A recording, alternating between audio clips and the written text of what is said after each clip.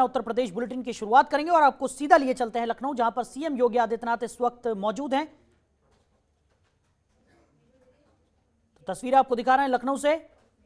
मुख्यमंत्री योगी आदित्यनाथ यहां पर पुरस्कृत कर रहे हैं।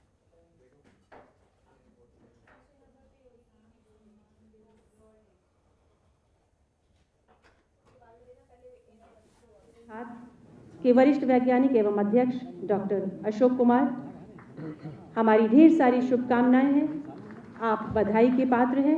आप सभी पुरस्कृत जनों को ढेर सारी बधाइयां और मेरा विनम्र निवेदन है माननीय मुख्यमंत्री जी से, अपने आशीर्वचन से हम सबको सिंचित करने से पहले आप पुरस्कृत सम्मानित कृषकों के आत्मपरिचय पुस्तिका का विमोचन करेंगे। जो पुस्तिका आज हमारे बीच है, जिसमें हमारे कृषक बंधुओं का परिचय है, जिसका विमोचन माननीय मुख्यमंत्री अपने कर कमलों द्वारा करेंगे। सभी विशिष्ट अतिथि मंचासीन इस पुस्तिका का विमोचन।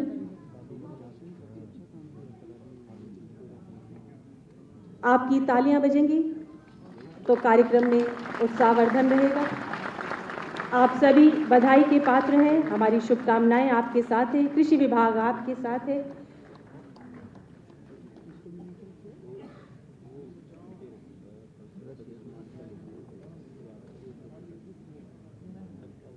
आप सभी मंचासीन माननीय अतिथियों को मेरा हृदय से धन्यवाद।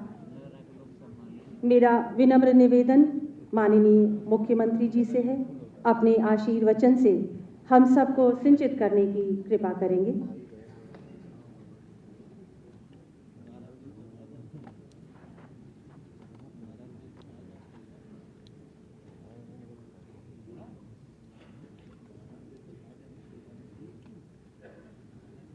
किसान सम्मान दिवस के अवसर पर आयोजित आज के इस कार्यक्रम में मंच पर उपस्थित प्रदेश सरकार में मेरे वरिष्ठ सहयोगी कृषि मंत्री श्री सूर्य प्रताप शाही जी, प्रदेश सरकार में उद्यान विभाग के मंत्री श्री शिवराम चौहान जी, उत्तर प्रदेश एग्रो के अध्यक्ष श्री जगदीश मिश्रा जी, उत्तर प्रदेश बीज विकास निगम के उपाध्यक्ष श्री राजेश्वर सिंह जी, प्रदेश के मुख्य सचिव श्री आर के तिवारी जी, कृषि उत्पादन आयुक्त श्री आलोक सिन्हा जी, अपर मुख्य सचिव कृषि डॉक्टर देवेश चतुर्वेदी जी, भारतीय जनता पार्टी किसान मोर्चा के प्रदेश के अध्यक्ष श्री कामेश्वर सिंह जी,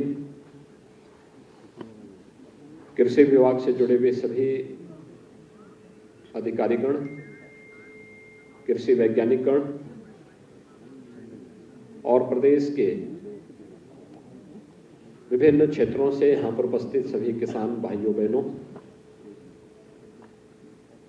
आज किसान सम्मान दिवस है। भारत के पूर्व प्रधानमंत्री, महान किसान नेता चौधरी चरण सिंह जी की पावन जयंती को किसान सम्मान दिवस के रूप में आयोजित किया जाता है। मैं भारत माता के इस महान सपूत की 119वीं जयंती के अवसर पर देश के हित में, किसानों के हित में उनके द्वारा किए गए कार्यों को स्मरण करते हुए प्रदेश शासन की ओर से उन्हें विनम्र श्रद्धांजलि अर्पित करता हूं। हम सब जानते हैं कि चौधरी साहब ने किसानों की आवाज को देश के न केवल उच्च सदन में बल्कि सड़क से सदन तक का एक रास्ता देश के अन्नदाता किसानों के लिए उन्होंने बनाने का कार्य किया था। और उनका स्पष्ट मत था कि भारत की समृद्धि का मार्ग इस देश के खेत और खलिहान से होकर के जाता है, और खेत और खलिहान तभी खुशहाली के प्रतीक बनेंगे जब इस देश का किसान जागरूक होगा, वह समृद्ध होगा, तो स्वतः ही खुशहाली का मार्ग आगे बढ़ता हुआ दिखाई देगा। आज हमें प्रसन्नता है कि चौधरी साहब के इन सपनों को साकार केंद्र और प्रदेश सरकार मिलकर के कर रही है। केंद्र में 2014 में मोदी जी के नेतृत्व में बनी भारतीय जनता पार्टी की सरकार जिस एक दूरदर्शिता के साथ किसानों के लिए कार्य कर रही है, और अभूतपूर्व है, अभिनंदनीय है, अविस्मरणीय भी है। हम सब जानते हैं 2014 के पहले इस देश के अंदर किसान आत्महत्या करने के लिए मजबूर था। बड़े पैमाने पर लाखों की संख्या में किसानों ने आत्महत्या की, लेकिन 2014 के बाद किसान हितैषी नीतियों को लागू करने के बाद आज परिणाम सबके सामने है।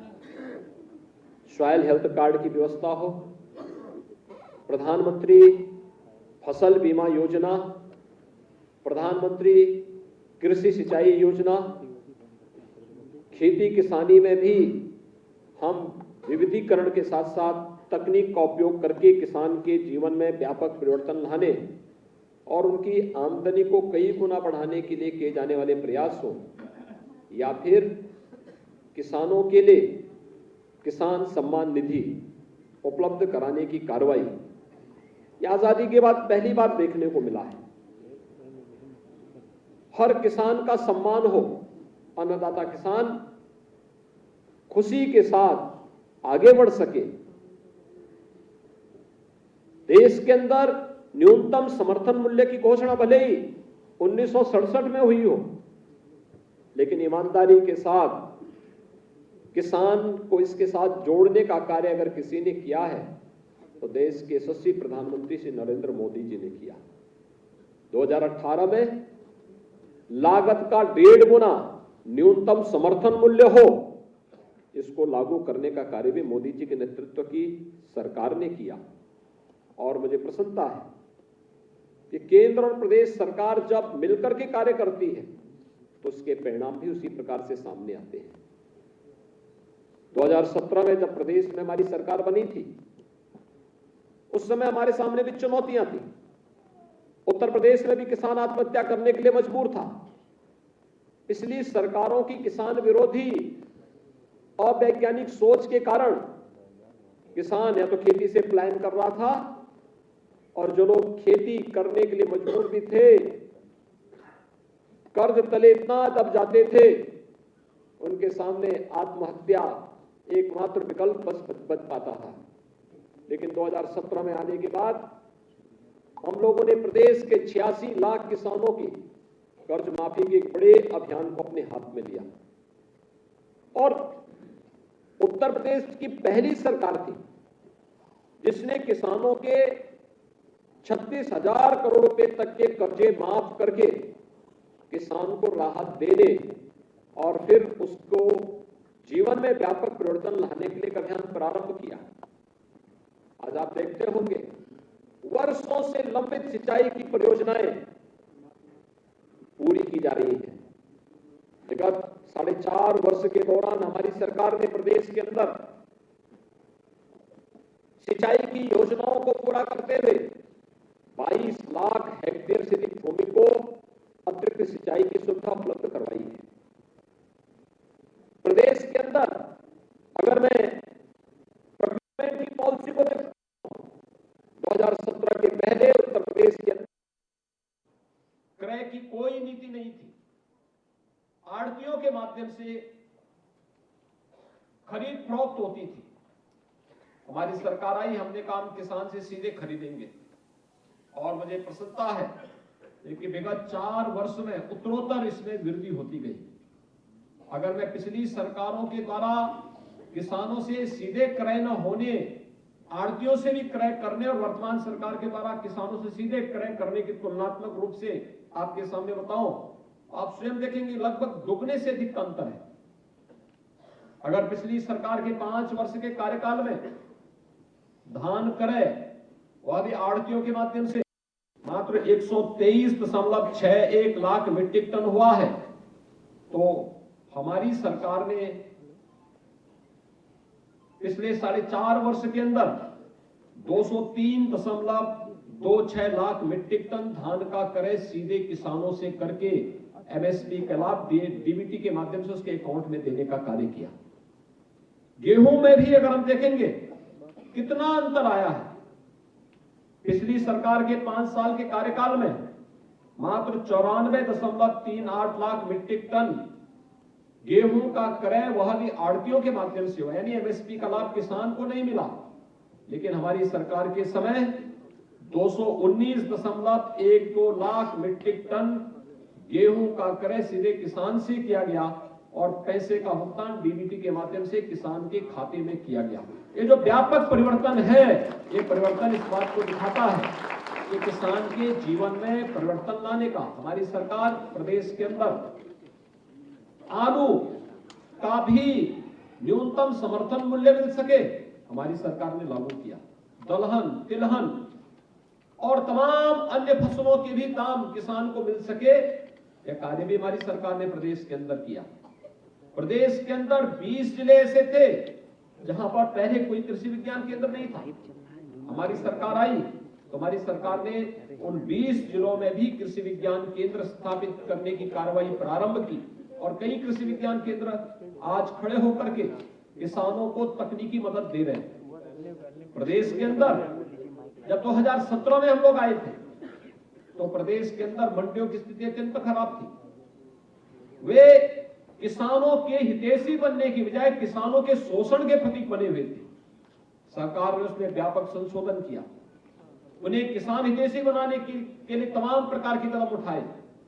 गन्ना किसानों का 2010 से गन्ना मूल्य का बकाया था, हमारी सरकार आई, हम लोगों ने उसे भी पूरा करते हुए पिछली सरकार के समय जो गन्ना मूल्य वर्षों से लंबित पड़ा हुआ था, उस सभी प्रकार के गन्ना मूल्य का भुगतान करते हुए हमारी सरकार ने अब तक लगभग 1.5 लाख करोड़ रुपए का गन्ना मूल्य का भुगतान भी किसानों के खाते में सीधे करने का कार्य किया है। यानी एक बड़ी राशि किसान के खाते में जाने की तैयारी, और वह किसान चाहे वह कोरोना के प्रथम वेव के दौरान या द्वितीय वेव के दौरान जब देश और दुनिया की सभी चीनी मिलें बंद हो गई थी, सभी कार्य एक प्रकार से बंद हो गए थे, हमारी सरकार ने उस दौरान भी इसको बंद नहीं होने दिया।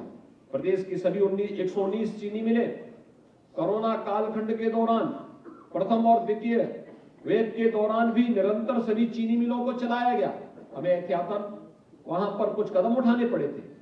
कोविड हेल्प डेस्क बनाना पड़ा था, कोविड केयर सेंटर बनाने पड़े थे, व्यापक पैमाने पर सैनिटाइजेशन की कार्रवाई करनी पड़ी थी, पीपी किट और भी अन्य जो भी इंफ्रारेड थर्मामीटर और जांच की जो भी अन्य सुविधाएं हो सकती थी, इनको बढ़ाना पड़ा। लेकिन अन्नदाता किसान परेशान न होने पाए, इसके लिए हमने क्रय केंद्रों को भी पूरी मजबूती के साथ चलाने का कार्य किया। तो चीनी मिलों को चलाने का कार्य भी प्रदेश सरकार ने इस दौरान किया। आज जब हम चौधरी साहब की 119वीं जयंती के कार्यक्रम में यहां पर आए हैं, मुझे बताते हुए प्रसन्नता है कि चौधरी साहब की स्वयं की कर्मभूमि की चीनी मिल रमाला चीनी मिल 30 वर्षों से मांग हो रही थी, यहां पर चीनी मिल लगनी चाहिए, नया चीनी मिल आना चाहिए। जर्जर चीनी मिल थी, किसान परेशान थे, पिछली सरकारें नहीं कर पाई। लेकिन हमारी सरकार ने रमाला में भी एक नई चीनी मिल लगा करके किसानों के जीवन में परिवर्तन लाने का कार्य किया। आज उत्तर प्रदेश का किसान जिस दिशा में आगे बढ़ रहा है वह अभिनंदनीय है और मैं धन्यवाद दूंगा कि अभी यहां पर आने के पहले मंडी समिति के द्वारा चयनित उन 11 किसानों को जिन्हें ट्रैक्टर उपलब्ध कराया गया, आप सोच सकते हैं आज पुरस्कार में किसान को ट्रैक्टर मंडी समिति के माध्यम से मिल रहा है। पहले यही मंडी समिति इन किसान भाइयों के शोषण का प्रतीक होती थी, लेकिन आज यही मंडी समिति आज किसान के पोषण का, किसान के उन्नयन का आधार बन रही है। 11 ऐसे किसानों को अभी मैं कृषि मंत्री, उद्यान मंत्री बाहर जाकर के उन किसानों को हम लोगों ने एक एक ट्रैक्टर उपलब्ध कराया, अन्नदाता किसान को एक एक ट्रैक्टर उपलब्ध करवाने का कार्य किया। मुझे प्रसन्नता है आज यहाँ पर तमाम किसानों को यहाँ पर सम्मानित किया गया और इसमें महिला किसान भी है, पुरुष किसान भी है। किसान की बात जब होती थी ये माना जाता था कि किसान का मतलब पुरुष किसान, लेकिन मुझे प्रसन्नता है कि बहुत सारी महिला किसान भी इस दिशा में प्रयास किए हैं। उन्होंने इस दिशा में बहुत अच्छा काम किया है और खासतौर पर प्राकृतिक खेती की तरफ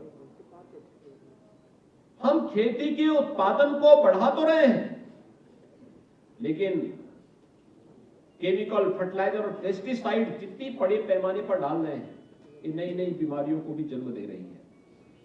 और आज उसका एक समाधान प्रधानमंत्री मोदी जी ने दिया और वह है प्राकृतिक खेती, गौ आधारित खेती। गौ रक्षा का भी काम होगा और गौ रक्षा के साथ साथ हम आस्था का भी सम्मान करेंगे, खेती की उर्वरता को भी बढ़ाएंगे और अन्न उत्पादन किसी भी केमिकल फर्टिलाइजर या पेस्टिसाइड से ज्यादा बेहतरीन आधार केवल गौ माता में अंदर स्वयं मौजूद है। गौ माता से आधारित गौ आधारित खेती जिसमें अन्नदाता किसान को कुछ भी बाहर से नहीं लेना है। ये गौ आधारित खेती की विशेष ट्रेनिंग का कार्यक्रम विगत वर्ष हम लोगों ने स्वयं कानपुर में भी एक कार्यशाला इसकी बनाई थी और उस कार्यशाला के माध्यम से लगभग 500 किसानों ने उसका प्रशिक्षण लिया था।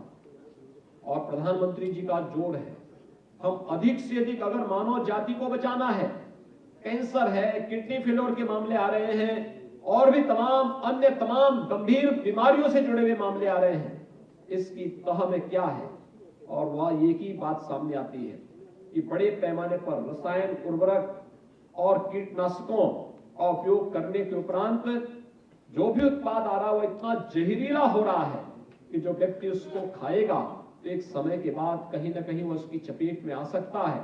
और इसलिए प्राकृतिक खेती ही एकमात्र उपाय है कम खर्चे में, न्यूनतम खर्चे में। और मेरा यह मानना है कि अगर 1 हेक्टेयर खेती में किसी किसान को पेस्टिसाइड, फर्टिलाइजर और केमिकल डाल करके अगर उसकी लागत इन सब की 10,000 रुपए पर हेक्टेयर आ रही है, तो मैं विश्वास के साथ कह सकता हूं कि 1200 से 1500 रुपए में इतनी एरिया खेती में वह प्राकृतिक खेती कि मात्र इतने से कर सकता है, बहुत अच्छी लागत ले सकता है, कम खर्चे में अच्छा उत्पादन ले सकता है, क्वालिटी भी उसकी बनी रहेगी और साथ साथ बीमारी भी नहीं आएगी। और मैंने देखा कि कुछ महिला किसानों ने स्वयं प्राकृतिक खेती में रुचि लेनी प्रारंभ की है और उसके बहुत अच्छे परिणाम सामने आ रहे हैं। आज उनको भी यहाँ पर सम्मानित किया गया। पराली प्रबंधन में भी कुछ को सम्मानित किया गया, कुछ कृषि वैज्ञानिकों को भी सम्मानित किया गया। मैं आग्रह करूंगा सभी कृषि वैज्ञानिकों से, वे परंपरागत उन चीजों से हट करके प्राकृतिक खेती की तरफ थोड़ा मुड़े, बहुत अच्छा अनुभव आएगा। भारत की धरती, ये हमने गाय को सनातन काल से ऋषि और कृषि की परंपरा के साथ भारत की धरती को जोड़ा है। इसका मतलब तो लखनऊ से सीधी तस्वीरें आपको दिखा रहे थे, सीएम योगी आदित्यनाथ संबोधित कर रहे थे। खबरों के निष्पक्ष विश्लेषण के लिए सब्सक्राइब करें Jantantra TV and press the bell icon. Never miss any update.